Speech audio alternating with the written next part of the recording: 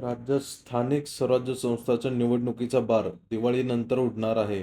महापालिका, जिल्हा परिषद, पंचायत समिती, नगरपालिका निवडणुका एकत्रित होणार नसून त्या टप्प्याटप्प्याने होणार आहेत.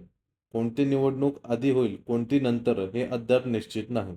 या निवडणुकांमध्ये व्हीव्हीपॅट यंत्राचा वापर केला जाणार नसून मतदार यादीतही बदल होणार नसल्याची माहिती राज्याचे निवडणूक आयुक्त दिनेश वाघमारे यांनी पत्रकार परिषदेत दिली.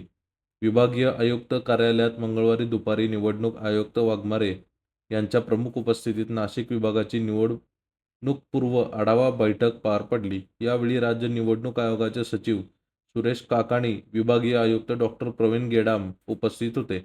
यावेळी वाघमारे यांनी दिवाळीनंतर स्थानिक स्वराज्य संस्थांच्या निवडणुका घेण्यात येतील, असे स्पष्ट केले.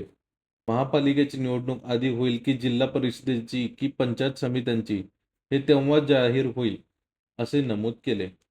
मतदानासाठी ईव्हीएम यंत्राचा वापर होणार आहे, परंतु मतदाराला कोणाला मतदान केले हे चिठ्ठी स्वरूपात दर्शवणाऱ्या व्हीव्हीपॅट यंत्राचा वापर केला जाणार नाही.